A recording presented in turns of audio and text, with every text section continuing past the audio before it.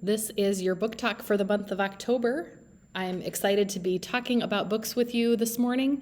Some of the books that I share with you are, I hope, going to be books that sound great. Others may not be your style, and that's okay.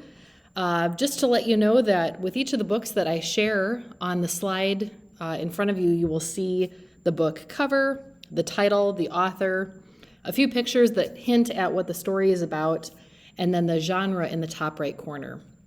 So the format for each of our book talks are going to look pretty much the same, just to give you some information and hopefully enough time to write them down or record them in some fashion so that you are able to have a running list of books that you'd like to read and check out. I'm sharing 8 books with you today, and I'll talk about just some helpful hints at the end of my talk today as well for how to find good books to read. The first book I'm sharing is Stolen Children by Peg Carrot. This is in our adventure section.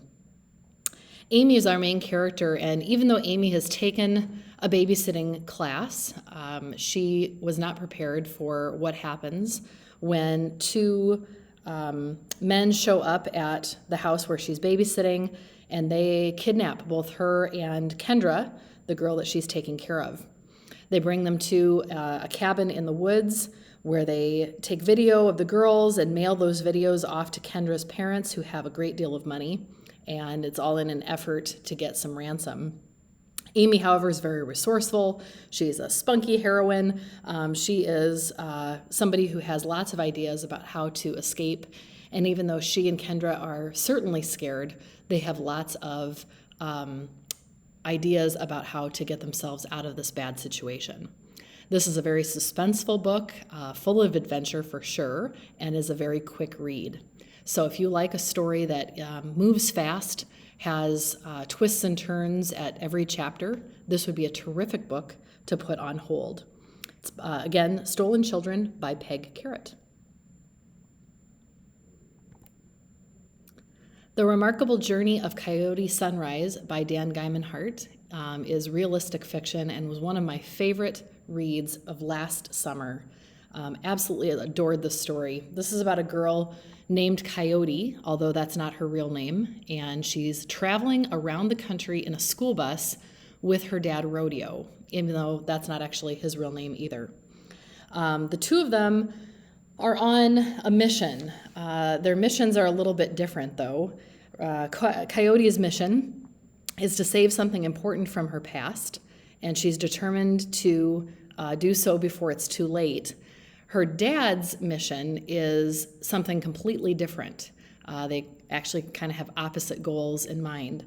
And as the 2 of them are sort of fighting against one another to try to get to these goals, through lots of laughter and tears, they end up picking up people along the way in this bus.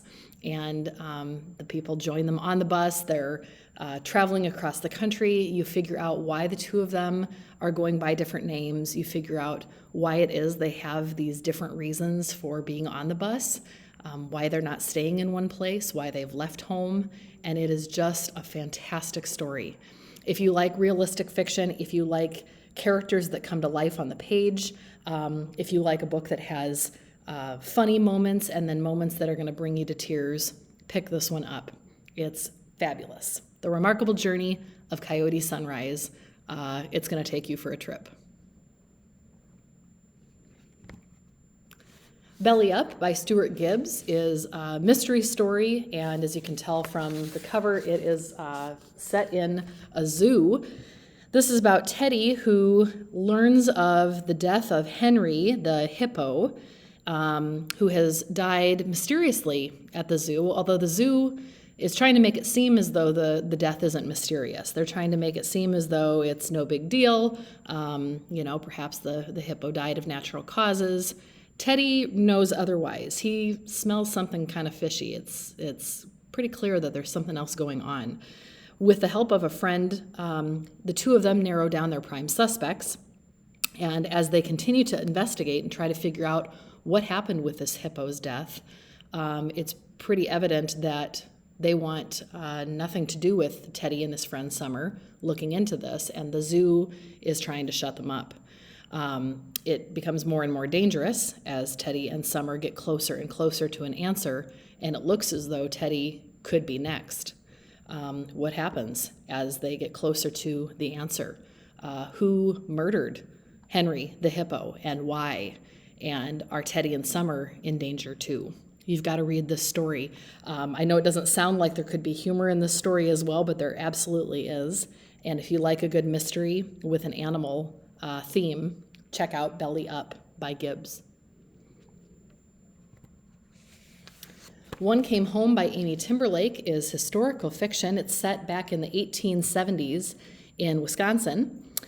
Georgie is our main character, and she's known for two things: being really good with a gun and saying things that she shouldn't. And one day she says something to her older sister Agatha that causes Agatha to take off from home. She leaves. She's gone for a few days, and one day the town sheriff comes to the door, and the sheriff tells Georgie and Agatha's parents that unfortunately Agatha has come home, but she's come home as a corpse. She's dead. Agatha and Georgie's parents are distraught, but Georgie is not, because Georgie looks at the body of Agatha and says to herself, "That's not my sister." It might look like her, sure, it's, wearing her dress, the hair looks the same, but that's not Agatha. So Georgie sets out on a journey of her own to find her sister, to look for the clues and the evidence, to actually figure out where has Agatha gone. Part mystery, part history. Check out this book, One Came Home by Timberlake.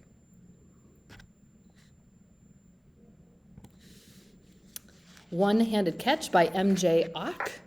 What would it be like to be a baseball player who loses their hand?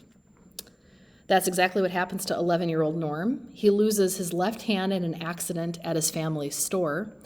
This book's set back in 1946 when World War II has ended, and for most people, life is getting back to normal. But for Norm, things are just getting more complicated. He has been a baseball player since he was little, and now that he's gotten really quite good at it, he, with this accident, has to adjust to playing with only one hand. For those of you who play ball or are athletes, or just want to imagine what it might be like to have to do something completely different, adjust to something like this. Fantastic read, One-Handed Catch. Find out, how does Norm find that strength to get beyond this roadblock and move on with his life?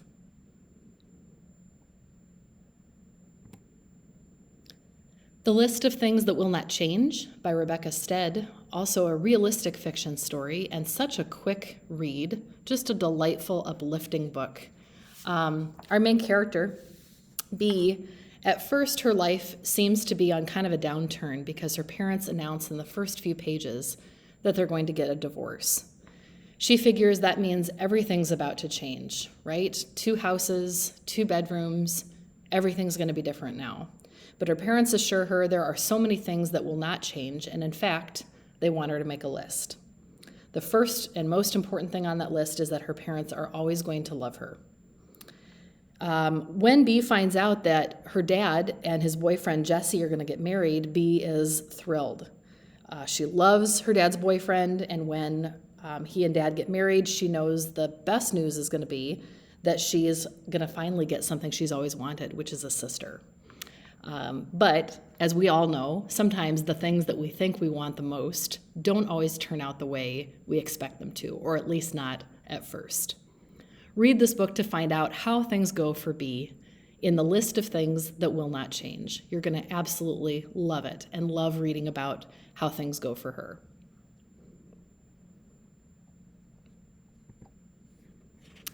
Her Own 2 Feet, A Rwandan Girl's Brave Fight to Walk by Meredith Davis and Rebecca Uwatanzi. I'm going to let the Book Talk video trailer do the work here. The story is found in our nonfiction section, so you'll see the call number up in the top right corner. When we are able to have you come down and browse in the library, you'd be able to find this on the shelf. Rebecca was born in Rwanda, and she was born with curled and twisted feet, which meant she had to crawl or be carried to get around.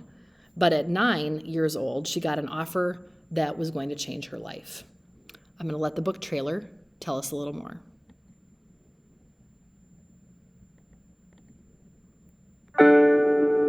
Rebecca was born with twisted feet and hands. Walking became so painful that she had to crawl or be carried.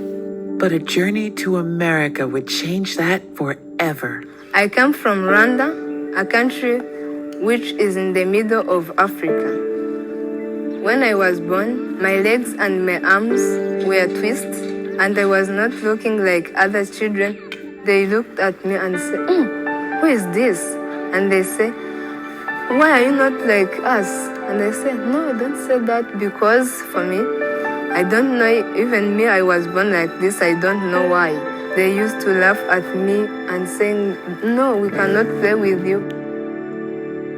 And then Rebecca found out she was going to a hospital in America to have surgery. I can stay with the Davis's family because they were nice to me. I saw Dr. Dana. He was a nice guy and he told me that don't fear. I know you are going to walk well. And I said that, okay, because I want to walk like others, they do a surgery. After the surgery, I was feeling like good because I was walking on my feet. I was like, oh wow, this is so good because it was not hurting anymore. And I was saying, wow, I thank God because now I can walk like others. Before my surgery, I was different from them. But now, if you see me and you see the others, we have no different. Now, I go on my own feet. Look for my book, How on 2 Feet, at your Scholastic Book Fair.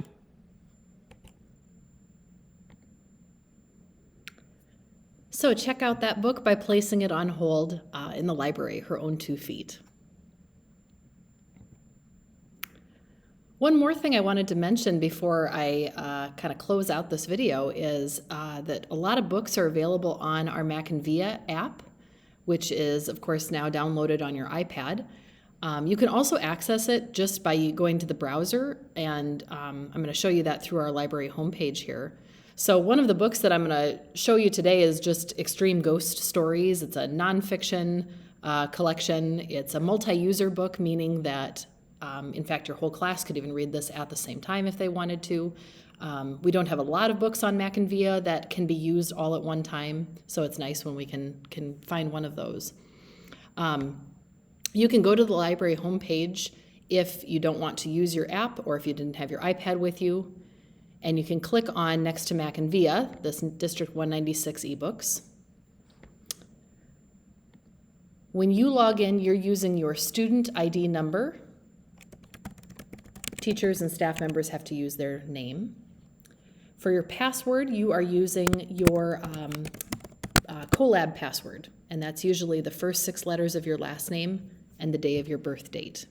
It is case sensitive, so be sure that you are not capitalizing your last name. You can spend a lot of time searching for books on here. What I'm going to do today is just show you one way to do some searching, and that's by using the categories button on the left, where you can search by topic or genre. I'm going to scroll down here because this is the month of October, and I'm going to click on Supernatural, so some of the spookier stories. And I'm taking a look at the covers here. Some of those might draw your attention. I'm going to go down until I get to this Extreme Ghost Stories and open now. So just wanted to show you that you can read these on your computer as well as on your iPad. Gives you a chance to take a look, and it's very easy to read these on your iPad. So if for some reason you were doing some reading in class and didn't have a print book with you, don't forget that Mac and Via is there. We have over 5,000 books for you to take a look at on the Mac and Via app. A couple other helpful tips before we're done. Just some reminders. Contact myself or Ms. Kump on Schoology if you have a question. We are here to help. If you're here in the building, please stop down to the library. You can search the catalog at any point for favorite authors or genres, Ask friends for recommendations and keep track of book titles that you want to request later. Sometimes I know we've had students say, shoot, I had a book in mind that I wanted to check out, but it's already checked out. So keep a list going so that you have other books that you can come back to later. Or maybe you're already reading something right now. Make sure that you're keeping track of other books that you want to come back to at a later time. Another couple things to note about using the catalog. Even though I've typed in the title, A Long Walk to Water here, I want to point out that it comes up 3 different times because this is a print book, this one is an audio book, and this one's an ebook. So be sure that when you're placing something on hold, that you're placing it on hold for the print book. That would be the one that you'd come down to the library to get when you get that Schoology message. Another thing to note is that books might be part of a series. If you have put a book on hold, you might want to just double check on the catalog to see, is this book number 2 or 3 or 4 in a series? And ask yourself, have I read the first couple books in the series yet? If you haven't done so, with most series, I would say you probably need to read them in order. If you have questions about that, if you ever want to know, hey, is this a series I need to read in order? Feel free to send me a message or stop down to ask. I'd be happy to help you out. Last reminder, please do wait for that Schoology message before stopping down to the LMC. Even though you are placing that hold using the catalog, and when you press that hold button, it says the book is available for checkout. What that means is the book is available on the shelf. It doesn't mean Mrs. Kump or myself have grabbed it and have it ready for you yet. Like I said here, Mrs. Kump is a fast worker, but she isn't a wizard. So please do wait for that Schoology message. For the most part, she's able to get that to you in 20 to 30 minutes. But we do ask that you wait for the Schoology message so that we can have the book ready for you.